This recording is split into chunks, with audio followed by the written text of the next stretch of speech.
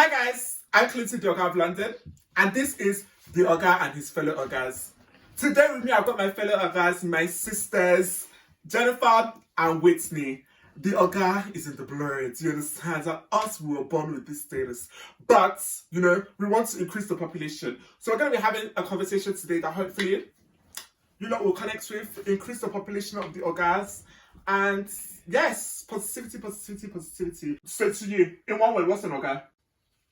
Me. Okay. To you, what's an Oga? Clinton.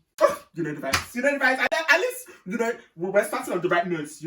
I can see comprehension is comprehensive. So, guys, today what we're going to be discussing is the expectations of being raised in a Nigerian households. That's what we're going to be discussing. Oh, that's a Nigerian thing. They will point on the negative stuff, and they're like, "Oh, you need to change that. What's this doing here? What's this doing here?" Yeah. And you don't really want to be like that environment. Yeah. Like, why are you coming to my Absolutely. place just to bring negativity into it? Honestly, I totally hear that. And honestly, I feel like that's something with time I've come to identify. So I don't know whether you people have noticed, but me, I don't get engaged. Yeah, I know. That's why I know that there's some people that are consistently on that frequency. They definitely have personal issues, and I'm not going to be the one to rectify. Yeah, you're going a little bit personal. It's a culture thing. Okay. From what I've seen. Okay, but my point is, those that are consistently on that vibe, I don't engage with it. Because at the end of the day, it's not me that's going to resolve that issue for you. There's definitely something more deeper, and it's not me.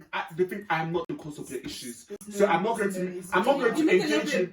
You're making it sound like everyone's a bit like it's not that. Okay. The point is, I don't engage with that. That is the point. Okay. When I said that, yeah, because opposite I direction. think it's a culture thing because grandma was the exact same way. But I don't think grandma was negative. I think I took her in terms of yelling. No, yelling and she would point out the negative stuff. Yeah, but not at us. To me, of course not you guys. Yes. But I would notice like when she's talking to her children, she would be pointing out the negative so stuff. you feel like they're highly critical. Yeah, I think that's just a Nigerian culture. Yeah, highly critical. Because even like when you look at how us children, our parents already given us standards by the time we come out of the womb. That's something I was about to say. Like, I feel like one expectation that is quite common amongst us Nigerians is this structured lifestyle. Like, you're basically, like you said, you're basically born with your life already planned for you. Do you understand? According to the structure that is common amongst us, which is okay. You go to school, you bag your degree, you start working, and hopefully you work until you can retire, and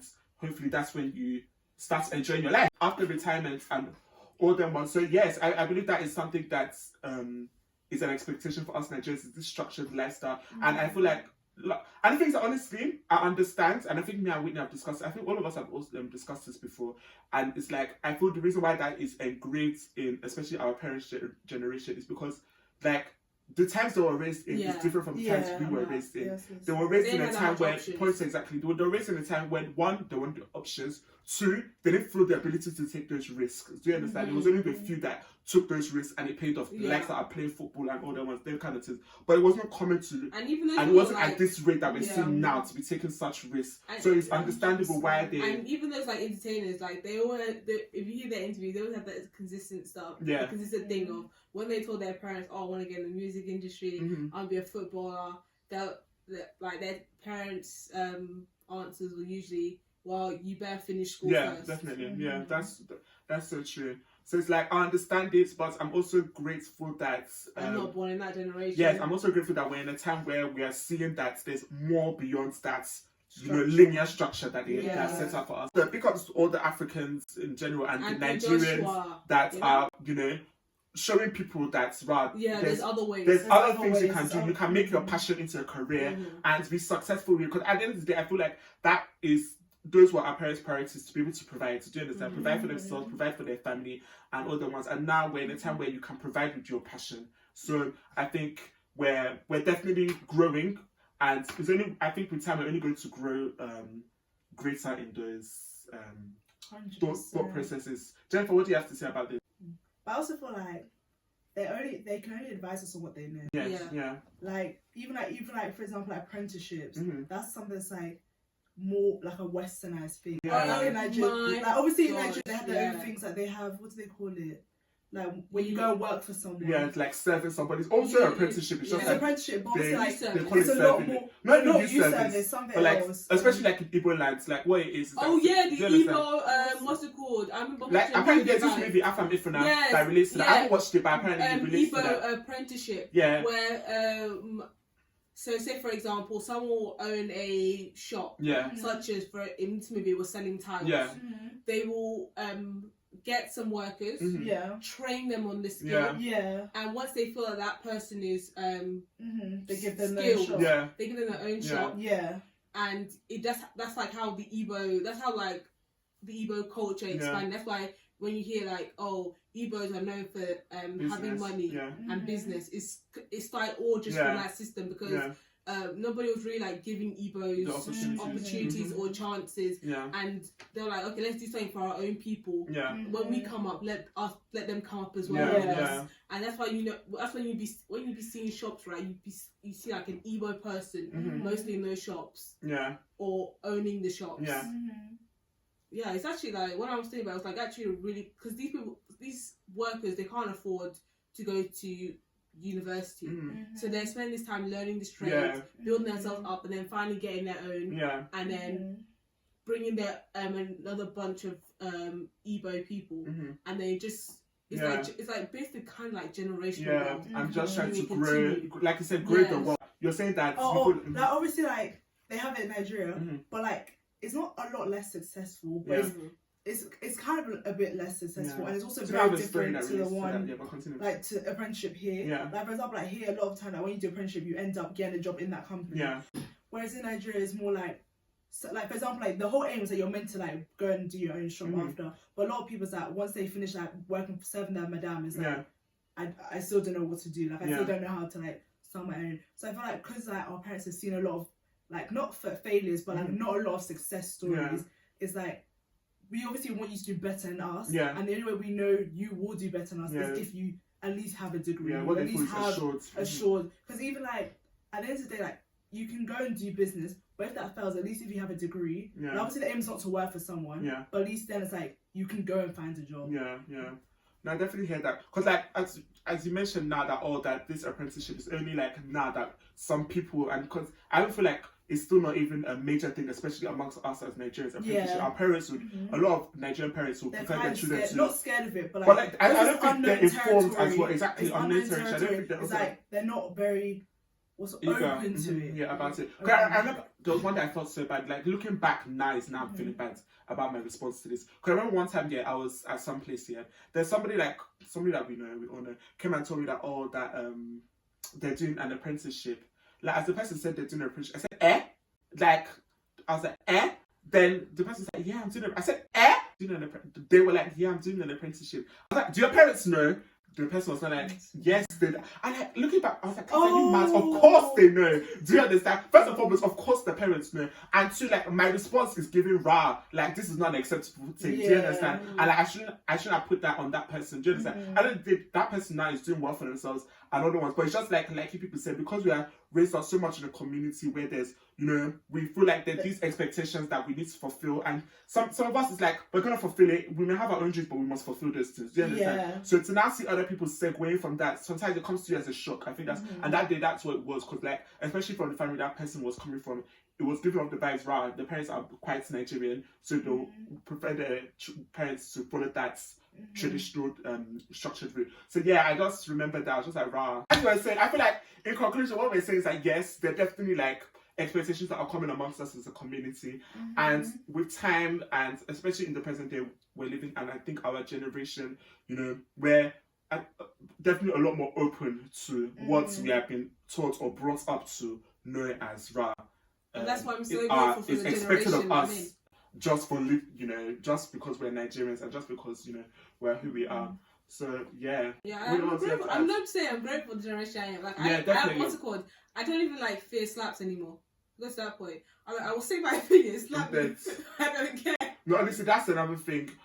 Yeah, that's a whole other comment. Because me, like he says, I'm not afraid of anything anymore. I'm not afraid of your slap. Honestly, I'm not afraid of anything. Like at the end of the day, like. Because I just feel like everybody will get to that stage in life where they should be respected as a human being. Do you Yeah. understand? Mhm. And like, If you're like and, my opinion, and point exactly. First and foremost, yes, but like, you know, because of our culture now, of course, with age, you automatically get our respect. Do you understand? Mhm. But like, if with your age you cannot respect yourself, yeah. you cannot still be expecting me to respect you, especially when I'm at an age when I can speak for myself and think for myself. Mhm. Do you understand? Yeah. So yes, like you said, there's not much to be afraid of anymore. Yeah, but I'm just thinking there's a time when you were a child and you just be Mhm. like, you need to keep your mouth shut before you get slapped. Mm-hmm. Then there's the event. They got to a point where I was like, nah, Yeah. I'm gonna like say my opinion, even though I know there's a Mhm. possibility I might get whooped. No. Do you know what? I feel like it's not that. First and foremost, yes, I feel like I'm getting to that point where I'm not really afraid of much, especially when it comes to I think human you should beings. be a bit afraid. I think that's what they say that. Especially No, when it because comes the to- thing is, I feel like you can have your opinion, Yes. but you should also like care how the other person feels. Oh, No, yeah, no, definitely, yeah. But I feel like I think I that's feel like what what- they say. I feel like something. sometimes like you both do, like you guys say things, Mhm. and it's like sometimes it's just not necessary to say. Mhm. Like- Why put me and Cleveland in the same category? That's No, because different you guys category. I can tell you as the Yeah. receiver of the things you say. Sometimes you guys say you are things. It's like, sometimes I'm like, Whitney, you're not helping the situation right now. We're trying to resolve, and you're trying to indulge. That's not the vibe. Give me an example. Like say for example, now some people are, you know, in a particular there's tension amongst two people, and you know, somebody trying to be the minimum, just be like, understand this person. Like instead of us be moving forward, we will now come and be trying to understand, like be saying, but you guys should understand this person's perspective. This side, this Yeah, person you did don't this, and understand this, each and body's but like, perspective. no. You don't understand each perspective. The more we try to understand, the more somebody will get But I'm annoyed. saying, I how don't are you have time going for to? that. Let's How are you progress. going to? How are you going to progress if you don't understand each other's perspective? You're just going to stay angry and Build it up. agree to disagree. Mm. And knowing so, and now that I've been in that situation Yeah. where once ago we just agreed to disagree, and it just because Built of up. that it led to just a silent period Mhm. because nothing was actually really resolved. Now, honestly, I completely hear you on that, and yeah, I feel like even me, I'm coming to that place where it's like, no, you actually need to resolve things to move forward. So yeah, but I feel like before, no, but Yeah. yes, Because I feel there was like a both point me and you before, say yes. things at times when we don't need to be saying them. Like me, I could be a lot, you know.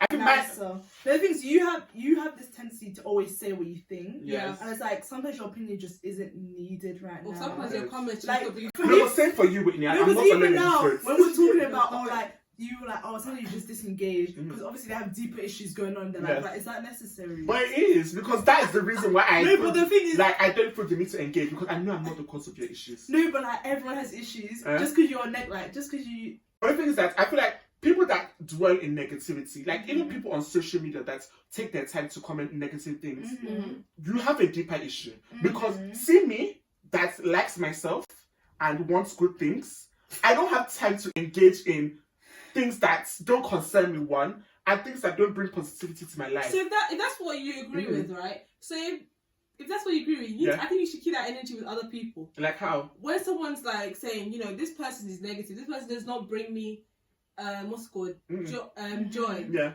And I'm like, I need space, I need time away from this person because they're bringing me negativity. Mhm. You'll be there, you're jumping like, oh yeah, I understand that, but family's family. I think we're Like, going you to said- share a therapy I think- session. no, You that's forget my that. emotion What out. does that have to do with the topic I gave you? No, let's get How? to the topic. It's like obviously family's family. Yeah. But like, just because someone's family, that doesn't mean they're Thank allowed to you. disrespect you in a way Mhm. that you wouldn't allow like a stranger to disrespect you in. Do you get what I mean? So you guys feel like that's an expectation amongst us? like, Yeah, I think that's that very is. culture. like, for example, like if this person wasn't your sibling, Yeah, you like this definitely is wouldn't very tolerate much something it. the police should Nah, be I- involved in. Don't kill me. Like, it's just like I feel like there's an expectation like because someone's family, Mhm. they're allowed to disrespect you, they're allowed to put you down, they're allowed to do whatever they Yeah. want, and you have to take it because they're your family. Yeah, There's I like, definitely what's hear it called? There's some traits that I just don't respect someone doing to me. that. Mhm. And because you just be like, yeah, I understand, but family's family, blood is thick. I'm like, bruh. No, I Guys, blood- definitely hear that. Blood's thick in their water, but it's actually blood of the covenant. Yes. It's thick in the water of the womb. Oh, preach. So guys, Pastor Mrs. Let know. Well like- done. No, I definitely hear you guys on that. And that's the thing, I just feel like with time, we all grow, we evolve. Some of the things that people have mentioned, I've acknowledged in myself. I'm like, Clinton, because even me, it affects me at points. even this family is family business. Sometimes on a personal level, you're pissing me off, but because of family, like I have this mentality of family is family. I just feel they need to just sweep it under the rug and move forward. Whereas you have really pissed me off. That's not good. But I completely hear you guys on that. It's like, obviously, like in Nigeria, respect's a big thing. So like when like someone older annoys you, it's kind of like, oh, in fact, no, but I feel like that's what me and Winnie acknowledge that we're getting to a point now where we're not taking nothing. Yeah, I don't care. Because at the end of the day, like I said, we are at a stage in life where we can be accountable for our words and our actions. So I can say what I want. My fellow guys, as we round up this conversation, Jennifer, please. As we round up this conversation, what are our last thoughts on this topic? Guys, create your own paths. Yes, definitely. Yeah. Now, obviously, your parents will advise you. Yeah. But like, if you want to do something like apprenticeship, I feel like it's actually up to you to like do your own research and present this to your parents. Yes. Because I feel like it's also really important who your friends' parents are, and I feel like you guys. Like, obviously your parents can advise you, but it's actually your life. And you can go and do a degree, but if you know you're not going to be happy in it, you know you're not going to want to do the job that you have to at the end of the day, then like, it's up to you to actually like take control and like pave your own way. Yeah. Because there's so many options now. There's so many different routes you can take. Like, we should take initiative, basically. Yeah, take initiative. What do you say? Not everything needs to be in the exact order. Yeah, I definitely hear that. Unless it's marriage before marrying. Yes, that's the vibe. That's the vibe. Unless it's the order of the Lord, because the order of the Lord is never changing. Don't carry before you marry. Oh, my sister, Pastor Mrs. Don't bring your expectations on other people. Guys, let's end the podcast. I'm just saying, don't bring your expectations on other people. Sorry, John.